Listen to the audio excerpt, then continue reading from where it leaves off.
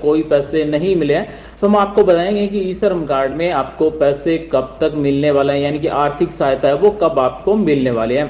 साथ ही अगर आपने ई श्रम कार्ड बना लिया तो उसके बाद में मान लीजिए अगर किसी की उम्र 59 साल है, क्योंकि ये ई श्रम कार्ड 16 से 59 साल के बीच में बनता है, तो अगर किसी की उम्र है वो 60 साल हो जाएगी, तभी क्या ई श्रम कार्ड से फायदा मिलेगा या फिर नहीं मिलेगा। साथियों, ई श्रम कार्ड एक ऐसा कार्ड है जो असंगठित क्षेत्र में काम करने वालों का बनता है। अगर आपने बना लिया है तो ई श्रम कार्ड से आपको कब तक फायदा मिलेगा, ई श्रम कार्ड से कब से सरकारी योजनाओं में फायदा ले सकेंगे, ये हम आपको आज इस वीडियो में बताने वाले हैं। ई श्रम कार्ड से जुड़े हुए हर सवाल का जवाब आपको आज इस वीडियो में मिल जाएगा, इसलिए अगर आपने ई श्रम कार्ड बना लिया या फिर बनाना चाहते हैं तो आप हमारे साथ शुरू से अंत तक बने रहिए। आपके मन में जो भी ई श्रम कार्ड से फायदा लेने का सवाल है या फिर पैसे लेने का, आर्थिक सहायता लेने का कोई भी सवाल है, उन सब का जवाब आपको इस वीडियो में मिल जाएगा। साथियों, देश भर में अब तक 12.5 करोड़ ई श्रम कार्ड बन चुके हैं, यानी कि असंगठित क्षेत्र में काम करने वालों ने अपना ई श्रम कार्ड 12.5 करोड़ ज्यादा से असंगठित क्षेत्र में काम करने वालों ने अपना ई श्रम कार्ड बना लिया है। अब ये जानना चाहते हैं कि ई श्रम कार्ड बन गया, अब हमें इस ई श्रम कार्ड का क्या करें, हमें ई श्रम कार्ड से फायदा लेने के लिए, आर्थिक सहायता लेने के लिए कोई फॉर्म भरना पड़ेगा या फिर नहीं भरना पड़ेगा, तो आप हमारे साथ शुरू से अंत तक बने रहिए। साथियों, अगर आप हमारा वीडियो पहली बार देख रहे हैं, अगर आप सरकारी योजनाओं का फायदा लेने के बारे में जानना चाहते हैं तो प्लीज चैनल को सब्सक्राइब करें, बेल आइकन को दबाएं, ऑल नोटिफिकेशन सिलेक्ट करें ताकि आपको हर सरकारी योजना का अपडेट सके। साथ ही इस वीडियो को लाइक कर सपोर्ट कीजिए, अपने साथियों के साथ भी शेयर कीजिए। साथ ही हमें कमेंट कर बताएं क्या आपने ई श्रम कार्ड बना लिया, अब आप ई श्रम कार्ड से आर्थिक सहायता लेना चाहते हैं। साथियों, अगर आप ई श्रम कार्ड से आर्थिक सहायता लेना चाहते हैं तो इसे कैसे चेक किया जाता है तो हमने पहले वीडियो बना रखा है। साथ ही अगर आप अपडेट भी करना चाहें तो आप अपडेट भी कर सकते हैं। देश भर में अब तक 12 करोड़ से ज्यादा ई श्रम कार्ड बन चुके हैं और हर मिनट के अंदर 726 ई श्रम कार्ड बन रहे हैं, यानी कि असंगठित क्षेत्र में काम करने वाले हर मिनट में 726 लोग ई श्रम कार्ड बना रहे हैं। ई श्रम कार्ड से आपको आर्थिक सहायता दी जाएगी।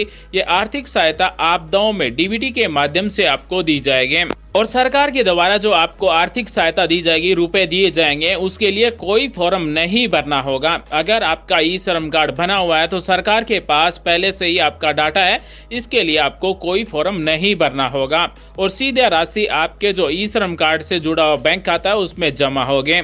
साथ ही असंगठित कामगारों के लिए सामाजिक सुरक्षा योजनाओं को भी लाया जाएगा, यानी कि ई श्रम कार्ड अगर आपने बना लिया है, जैसे ही ई श्रम कार्ड पूरे देश में 38 करोड़ बन जाएंगे, सरकार उसके बाद में ई श्रम कार्ड के लिए अलग योजना लाएगी और ई श्रम कार्ड को पूरे देश में लागू किया जाएगा। ई श्रम कार्ड बनने के बाद में आपको आर्थिक सहायता दी जाएगी, वो केवल आपदा की स्थिति में ही दी जाएगी, यानी कि कोरोना जैसी महामारी हो या फिर बाढ़ हो या फिर अन्य कोई प्राकृतिक आपदा आती है तो उसमें जिस भी राज्य में आती है तो उन्हीं ई श्रम कार्ड वालों को ही फायदा दिया जाएगा, उन्हीं को आर्थिक सहायता दी जाएगी। साथ ही ई श्रम कार्ड बनने के बाद में आपको ना ही ई श्रम कार्ड को रिन्यू करवाना होगा और ना ही आपको बार बार में पंजीकरण करना होगा। एक बार आपका ई श्रम कार्ड बन जाता है तो ये आपका पूरे देश में मान्य होगा, साथ ही आपका लाइफ टाइम के लिए वैलिडिटी होगी। सरकार आपके डाटा क्यों ले रही है? कामगारों को उनके कौशल विकास तथा काम के अवसर तलाशने में मदद करेगा। ई श्रम कार्ड बनाने के लिए कामगार की उम्र 16 से 60 साल के बीच में होनी चाहिए।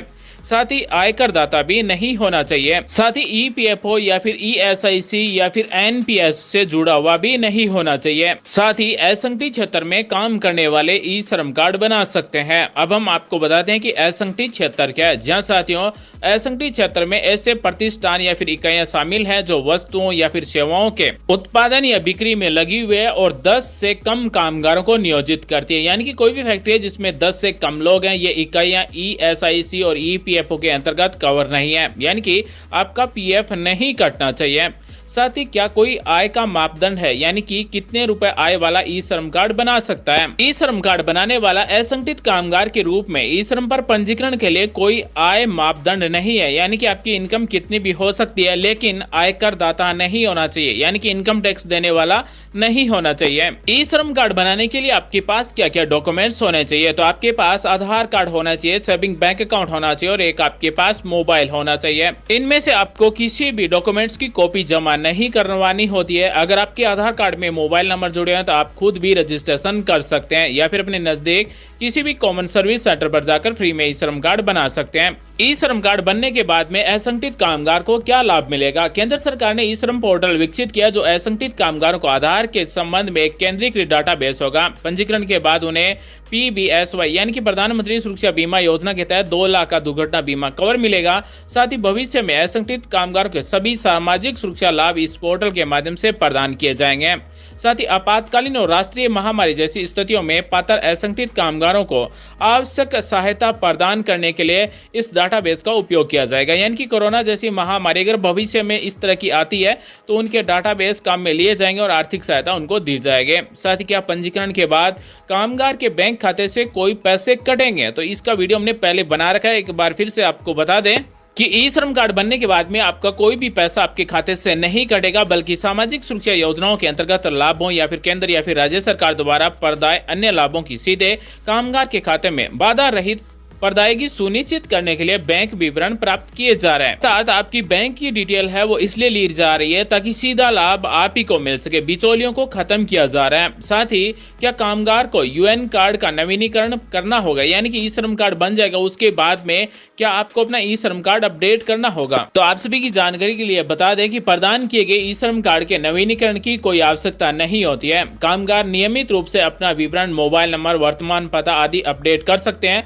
अपने खाते को सक्रिय रखने के लिए वर्ष में कम से कम एक बार अपना बैंक खाते को अपडेट करना आवश्यक है। यानी कि आपने जो ई श्रम कार्ड में बैंक अकाउंट डिटेल दी है उसे एक बार अपडेट करना होगा साल में, अन्यथा आपका ई श्रम कार्ड से जुड़ा बैंक अकाउंट इनएक्टिव हो सकता है। तो आपको साल में एक बार अपने बैंक अकाउंट डिटेल है वो अपडेट करवानी होती है। ई श्रम कार्ड में क्या क्या अपडेट किया जा सकता है? एक बार पंजीकृत होने के बाद में आप अपने ई श्रम card number, UN number change नहीं कर सकते। आप अपने ई श्रम कार्ड में मोबाइल नंबर, वर्तमान पता, व्यवसाय, शैक्षणिक योग्यता, कौशल के प्रकार, पारिवारिक विवरण आदि अपडेट कर सकते हैं। कार्ड बना लिया उसके बाद में जो आपका विवरण है, डाटा, उसको क्या किया जाएगा? आपके डाटा को ये आधार के साथ जुड़ा हुआ केंद्रीकृत डाटाबेस है। इसका उपयोग केंद्रीय और राज्य मंत्रालयों द्वारा एकीकृत विभिन्न कल्याणकारी योजनाओं के तहत लाभों की सुपुर्दगी के लिए किया जाएगा। यह प्रवासी और निर्माण कामगारों को उनके कार्यस्थलों पर सामाजिक सुरक्षा और कल्याणकारी लाभों की स्वायत्तता भी सुनिश्चित करेगा। इसका उपयोग भविष्य में कोविड-19 जैसी किसी राष्ट्रीय संकट के दौरान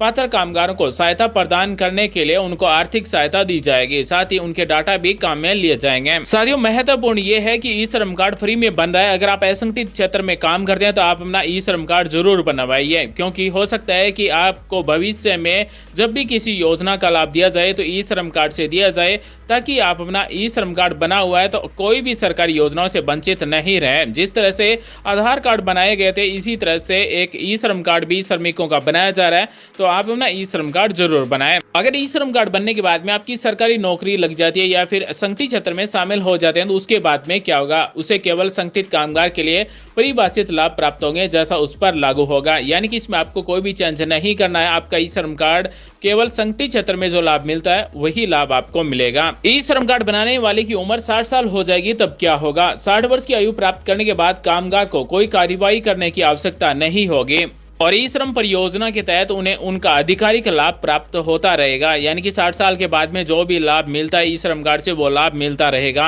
साथियों, ई श्रम कार्ड 2022 में भी बनता रहेगा। जब तक 38 करोड़ ई श्रम कार्ड नहीं बनेंगे तब तक ई श्रम कार्ड बनता ही रहेगा। और आप समझ गए होंगे कि ई श्रम कार्ड से रुपए आपको कब मिलेंगे और ई श्रम कार्ड बनाने के बाद में आपको क्या करना होता है। ई श्रम कार्ड से आपको समाज की कल्याणकारी योजनाओं का लाभ मिलेगा। ई श्रम कार्ड से रुपए लेने के लिए आपको कोई फॉर्म भरने की आवश्यकता नहीं है।